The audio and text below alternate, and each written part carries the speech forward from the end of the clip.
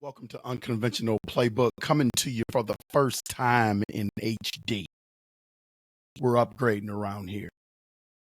This station is growing by leaps and bounds every day. Thank you for all your support and your comments. Like and subscribe as I begin every show. You know, the one thing I wanted to talk about today is, as I've told you in the past, I've had the opportunity to deal with a lot of athletes. More specifically, I coach women's basketball. And the one thing I wanted to do with this channel is make people aware of certain things in sports. And the one thing that I see that is permeating in sports is the idea of feeling threatened. Like we saw it with any new player that comes in that has a little cachet, that gets a little pub. Most recently, it's been Caitlin Clark, who has really galvanized the women's basketball landscape. I mean, she's done more for women's basketball in the last 2 years than anybody. And I think that's going to continue in the WNBA. And so a lot of the WNBA OGs, so to speak, have had some harsh things to say about her. Oh, when she comes to the league, you know, she's not going to be able to do the things in the WNBA that she did in college. To me, that's an idea of being threatened.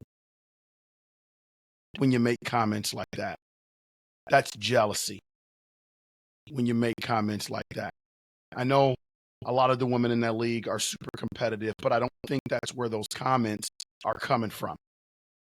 So my message to some of the players in the WNBA, to make the league what you want it to be, embrace the great players that are coming in. It's not just Caitlin Clark, but in the following years, you're going to get Paige Beckers and Juju Watkins. So many great players out there. There are players that I've seen on the high school landscape that are just going to be absolutely box office and phenomenal. And when they get to the opportunity to be able to walk across that stage and get drafted by a WNBA team, the other players in the league should want that. They should want the talent. That's how your league is going to survive. No need to be jealous. There's enough pie for everybody. I want to talk about a lot of the players, the OGs, that really made the league, that cut their teeth creating this league. And the league is still not where they want it to be. But it's getting there. The talent is getting better. There's more marketing and more notoriety. And here comes Caitlin Clark selling out arenas. You should want that if you're a WNBA player. There's been some great players. So I looked to see, because I wasn't aware of this, so I looked to see who are the top 10 players that most experts have listed that have ever played in the WNBA. And when I look at those names, oh man, how much have they done for that league? And they should be proud of that, not threatened because some more energy is coming in the league, some new blood is coming to the league, but they should be proud of what they have accomplished in the WNBA and where the league is now. Should be no jealousy. Number 10 on top of the list, Sue Bird. Play for the Seattle Storm. How sweet and how graceful is Sue Bird? Game changer. How much has she done for the league? Her stats are not gaudy, but boy, did she get it done. When you think about point guards, you think about Sue Bird. You think about her WNBA championships in 2004, 2010, 2018, 2020. You think about her Olympic gold medals. Oh, what a phenomenal player. She got a gold medal in 2004, 2008, 2012, 2016, and 2020. What is she jealous about? Other people got to eat too. Number 9, Cheryl Swoops, who was really animated and had a lot of things to say about Caitlin Clark. Cheryl Swoops is one of the best women's basketball players I've ever seen. Played for the Houston Comets, the Seattle Storm, and the Tulsa Shock. Career average 15 points a game, WNBA champion in 1997, around about where the league first started. See, I've been watching this for a long time. I'm not a Johnny-come-lately. I love how everybody has an opinion on women's basketball, but they haven't been watching it until recent years, so they have no idea what they're talking about. WNBA championships from 1997 to 1998, 99, 2000. 4P.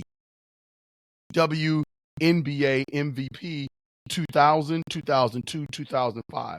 What are you jealous about?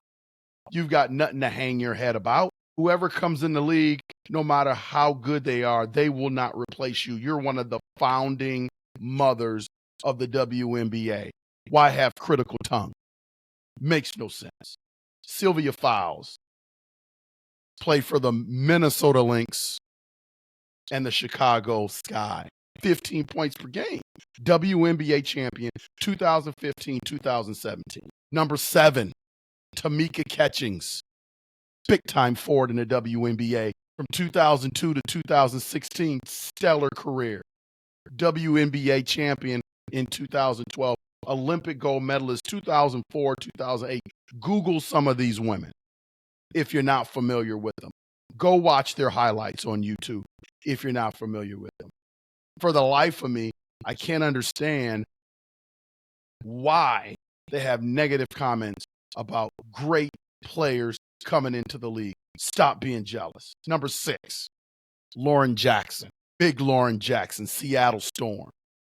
18 points a game. Another WNBA champion from Australia. Reaching overseas, getting some of that talent. Number 5, Maya Moore, another Minnesota Lynx. She may be remembered as the greatest women's basketball player of all time. Phenomenal player. Number 4, Breanna Stewart is on the list as well. Plays for the Seattle Storm and the New York Liberty and still balling. 23.4 points per game. Flat out box office and a stud. Nothing to be threatened about. Nothing to be jealous about. Number 3, Elena Delle Donne. If you ever seen Delle Donne play, you know what I'm talking about. Anyone that laces them up with her, you better pack a lunch. 19.8 points per game. Again, a WNBA champion in 2019. Unbelievable. Number 2, the Queen, Lisa Leslie. Lisa Leslie successful on the floor and off the floor. Big-time entrepreneur and businesswoman. Multiple WNBA champion. Multiple WNBA Finals MVP. What are these OGs threatening about? There's enough pie for everybody. And number 1 on the list, Diana Taurasi. Again, who has some things to say about Caitlin Clark. Got in the league 2004, still playing. We're going to see when you lace them up against Caitlin Clark. We're going to see. But you have nothing to hang your head about. You're a baller. These women are great. They're fantastic. In an age in sport where men's sports have gotten a lot of the attention, the women's sports need to support each other. Female fans need to go to games. And the players that are in the league, when you have greatness starting to walk through your door, you need to be embracing it because that's how the league is going to go. You're starting to make those steps. The NCAA tournament for the women outshined the men this year. Can we do it again? Can you keep that up? The women's sport is growing. And the only way that they're going to be able to keep that going is if they have respect and support for each other. Don't hate players coming in. It's all right to be competitive. I'm a coach. I tell my teams to be competitive all the time. But there's a difference between being competitive and flat out jealous and threatened. For those of you that had no idea what I was talking about in terms of the names that I threw out there today, go Google some of those players.